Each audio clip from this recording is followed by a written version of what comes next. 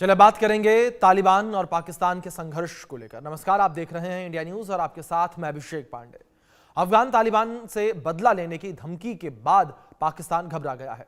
इस्लामाबाद ने अफगानिस्तान के खोस्त प्रांत में एयर स्ट्राइक में अपना हाथ होने से इनकार कर दिया और तालिबान ने पाकिस्तान को इन हमलों के लिए जिम्मेदार ठहराया था और उचित जवाब देने की कसम भी खाई थी। खोस्त प्रांत में हुए इन हमलों में 9 बच्चों और 1 महिला की मौत हुई है। तालिबान सरकार के प्रवक्ता जबीउल्लाह मुजाहिद ने एक्स पर पोस्ट करके पाकिस्तान पर एक आम नागरिक के घर को निशाना बनाने का आरोप लगाया। उन्होंने कहा कि ये हमले पाकिस्तानी सेना ने किए थे और तालिबान के आरोपों पर प्रतिक्रिया देते हुए पाकिस्तान की सेना ने इसे खारिज किया। पाकिस्तानी सेना की मीडिया विंग के प्रमुख लेफ्टिनेंट जनरल अहमद शरीफ चौधरी ने कहा कि पाकिस्तान ने अफगानिस्तान पर हमला नहीं किया है। जब भी हम कोई स्ट्राइक करते हैं तो उसके खुले तौर पर और सही तरीके से घोषणा की जाती है। चौधरी ने आगे कहा कि पाकिस्तान कभी भी आम लोगों पर हमला नहीं करता। उन्होंने अंतरिम अफगान सरकार के आरोपों को बेबुनियादी बताया, जिसको लेकर अब विवाद की स्थिति बनी हुई नजर आ रही है। तो ये अपडेट आप तक पहुंचाते हैं, जहां पाकिस्तान ने बच्चों को मारा है, तालिबान बदला लेगा। पाकिस्तान अफगानिस्तान में तनाव चरम पर पहुंच चुका है। पाकिस्तान के हवाई हमले पर अफगानिस्तान भड़क उठा है। पाकिस्तान को तालिबान की सख्त चेतावनी सामने आई है। हमले का जवाब सही समय पर देने की बात कही है। अफगानिस्तान पर हमला बर्दाश्त नहीं करेंगे। अफगानिस्तान की रक्षा हमारा अधिकार है। पाकिस्तान में मासूम बच्चों और महिलाओं को मारा गया। पाकिस्तान ने अफगानी वायु सीमा का उल्लंघन किया और पाकिस्तान ने रिहायशी इलाकों पर मिसाइल अटैक किए हैं। तालिबान की धमकी के बाद पाकिस्तानी सेना घबरा गई है। तो लगातार ये संघर्ष की स्थिति इस वक्त बनी हुई नजर आ रही है और पाकिस्तान अफगानिस्तान संघर्ष एक बीच पर कम होता नजर आया था एक समय पर बीच में, लेकिन अब ये संघर्ष एक बार फिर से तेज होता नजर आ रहा है और दोनों देश आमने सामने आते नजर आ रहे हैं। कई दावे यहां पर किए जा रहे हैं और इन दावों को लेकर यह संघर्ष और चरम पर पहुंच रहा है। इस बीच हमारे साथ 2 खास मेहमान जुड़े हुए हैं। हमारे साथ विदेश मामलों के जानकार अरविंद सिंह तेजावत जी जुड़े हैं। हमारे साथ defence expert TP Tyagi ji जुड़े हैं। आप दोनों मेहमानों का बहुत स्वागत है और इस चर्चा की शुरुआत सबसे पहले मैं त्यागी जी से करना चाहूंगा। त्यागी जी, अगर जो स्थितियां इस वक्त नजर आ रही हैं, इन स्थितियों के बीच क्या आपको लगता है कि अफगानिस्तान या यूं कहें कि तालिबान वो बदला लेगा?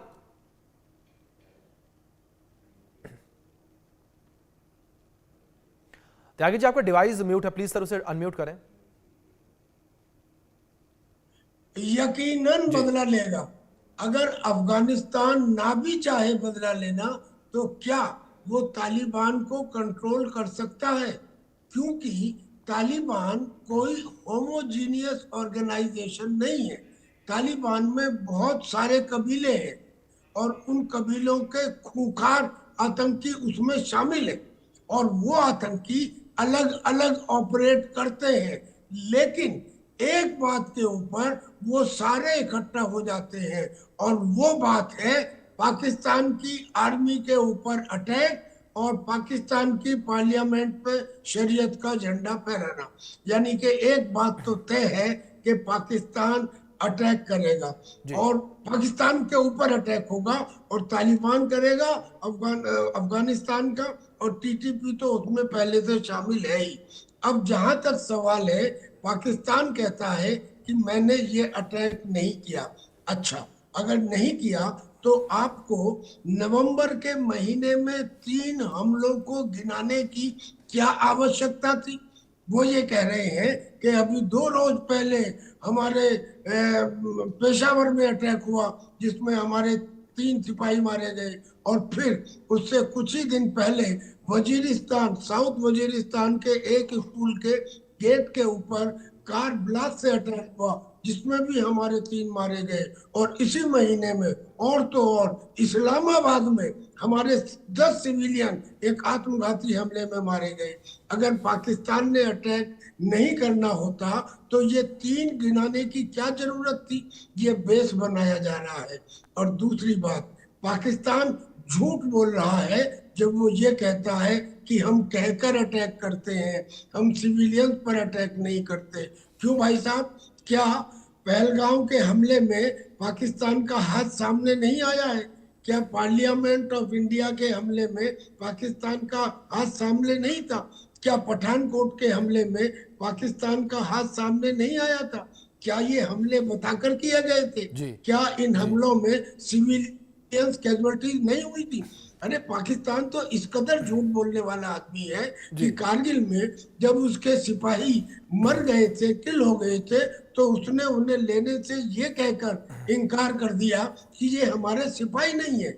लेकिन नंगा और सच्चा झूठ उस टाइम पकड़ा गया जब उनकी जेब में से उनके पाकिस्तान बिल्कुल आर्मी के आइडेंटिटी कार्ड निकले।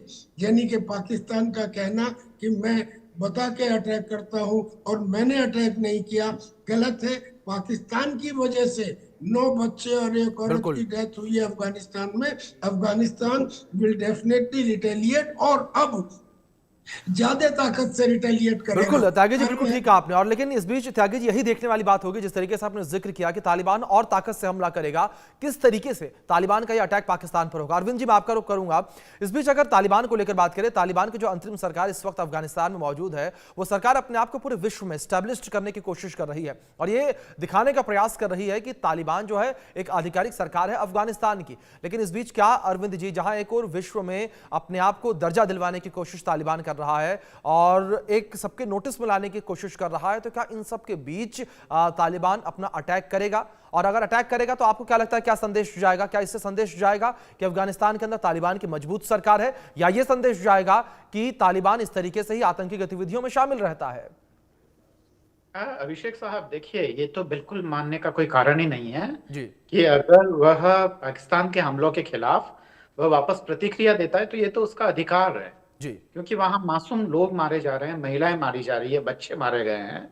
और ऐसे में अफगानिस्तान को पूरा पूरा हक है कि वह उन चीजों का जवाब दे। और बिल्कुल। इसमें उसको आतंकी मानने का कहीं कोई कारण ही नजर नहीं आता है। आतंकी तो वो स्टेट है जो मासूम लोगों पे हमले कर रहा है, और वो जी स्टेट पाकिस्तान है जो कि बिना किसी वजह के, क्योंकि आतंक की परिभाषा वैसे तो यूनाइटेड नेशंस या किसी भी ऑर्गेनाइजेशंस ने ठीक से डिफाइन नहीं की है, पर आतंकी वही होता है जो कि आतंक फैलाता है मासूम लोगों का कत्ल करके। और अभी जो पाकिस्तानी स्टेट है, जो पाकिस्तानी सरकार है, वो यही काम कर रही है। दूसरी बात, जहां तक अफगानिस्तान की मान्यता का सवाल है, अंतर्राष्ट्रीय बिरादरी उसे मान्यता दें न दें, पर अफगानिस्तान वहां के लोगों को रिप्रेजेंट कर रहा है अभी। और तालिबान के अलावा पूरे अफगानिस्तान में ऐसा कोई मजबूत संगठन या कोई ऐसा ऑर्गेनाइजेशन या कोई दल नहीं है या ग्रुप ऑफ पीपल नहीं है जो कि अफगानिस्तान के लोगों को रिप्रेजेंट कर सके। तो जाहिर तौर पर अंतर्राष्ट्रीय बिरादरी माने चाहे ना माने, अफगानिस्तान की जो तालिबान सरकार है वो वहां की सरकार है। और दूसरी बात यह कि रूस जैसे देशों ने तालिबान को मान्यता दे दी है। चीन अभी उसी प्रक्रिया में आगे बढ़ रहा है, और कोई आश्चर्य नहीं होना चाहिए अगर भारत भी बहुत जल्दी यह मान्यता दे दे तालिबान की सरकार को। तो है, अब दूसरा बात यह कि वेस्ट नहीं चाहता है, तो यह वेस्ट का अपना मसला है, इसका दक्षिण एशियाई पॉलिटिक्स से कोई लेना देना नहीं है। और हाँ, भारत ने अभी अपना जो राजदूतावास का जो दर्जा है वह भी बढ़ा लिया है। हालांकि वहां पे एक प्रॉपर जिस हिसाब से एम्बेसी होनी चाहिए वैसे तो नहीं है, ना राजदूत है ऐसा कोई प्रॉपर, पर फिर भी उसके लगभग जो सारे जो काम एक एम्बेसी करती है वैसा अफगानिस्तान में हमने शुरू कर दिया है। तो मान्यता तो वैसे ही मिल रही है। तो पाकिस्तान को अब यह सोचना है कि वह अपने आप को जो जस्टिफाई कर रहा है उसकी बातों में कितना दम है। जी अभिषेक साहब जी त्यागी जी, दूसरी ओर जिस तरीके से अगर पाकिस्तान को लेकर बात करें, क्या आप ये मानते हैं कि पाकिस्तान एक समय पर उसी ने टीटीपी को पाला था, तालिबान को पाला था, पाल पोस कर बड़ा किया, एक आतंकी संगठन के रूप में उसका इस्तेमाल कर सके, लेकिन अब त्यागी जी तालिबान का जो कद है इतना बड़ा हो चुका है कि वो पाकिस्तानी सरकार से ही लोहा लेता नजर आ रहा है। क्या त्यागी जी आपको लगता है कि तालिबानी सरकार जो है उसके अंदर इतनी मजबूती है, उसके पास इतना बैकअप है कि पाकिस्तानी सेना से वो पूरी तरीके से लड़ जाए? देखिए, तालिबान के जो नूर है, जो अभी इस वक्त हेड है, जी उन हेड ने अपनी रणनीति बदल दी है। पहले वो सिविलियंस पर भी हमला करते थे और फौज के ऊपर भी हमला करते थे। आपको याद होगा कि एक आर्मी पब्लिक स्कूल के ऊपर उन्होंने हमला किया था और 100 से ज्यादा बच्चों को मार दिया था।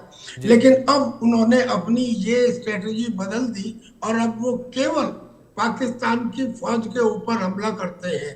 इसका नतीजा ये हुआ कि टीटीपी के साथ अब जो लोकल पॉपुलेशन है वो भी आ गई है। टीटीपी के लड़ाकों में लगातार वृद्धि हो रही है। करीब 70 ऐसे छोटे छोटे टेररिस्ट ऑर्गेनाइजेशन है जिन्होंने अपने आप को या तो टीटीपी में मिला लिया है या टीटीपी के साथ आ गए हैं। लिहाजा TTP has become a far bigger force.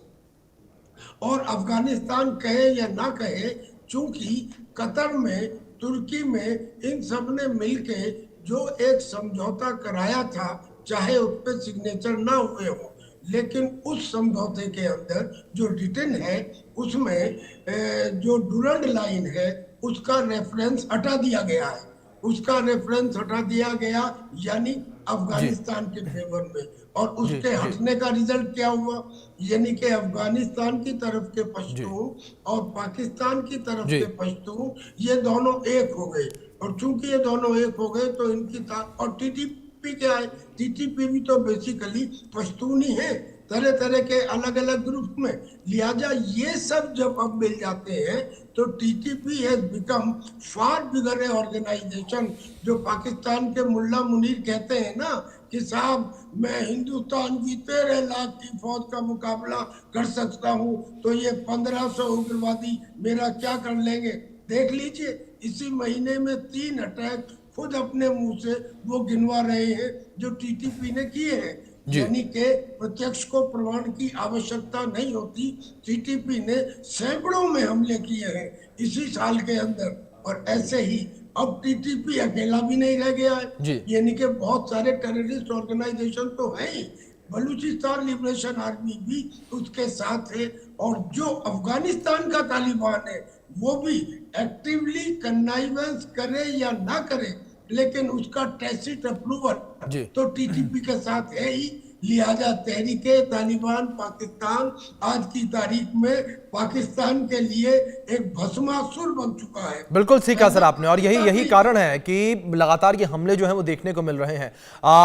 Arvind ji, मैं आपका रुख करूंगा। अब अरविंद जी, जिस तरीके से हम तमाम इन चीजों को लेकर बात कर रहे हैं, यहां पर बात मैं पाकिस्तान के हमले को लेकर करूंगा। जिस तरीके से अभी त्यागी जी ने जिक्र किया कि टीटीपी ने अपने हमलों का पैटर्न बदल दिया है। अब वो केवल आर्मी को टारगेट करता है और जो आम आवाम है उन्हें टारगेट नहीं करता, सिविलियंस को टारगेट नहीं करता। लेकिन अरविंद जी, यहां पर देखने वाली बात यहां पर यह होगी कि पाकिस्तान लगातार मानवाधिकारों का उल्लंघन कर रहा है, चाहे हम बलूचिस्तान को लेकर बात करें, खैबर पख्तूनख्वा को लेकर बात करें, डूरंड लाइन को लेकर बात करें, और अफगानिस्तान के अंदर जो हमले हुए उसको लेकर हम चर्चा कर ही रहे हैं। तो अरविंद जी, जो अंतर्राष्ट्रीय संगठन है मानवाधिकारों के, वो कहां हैं, क्या सो रहे हैं वो?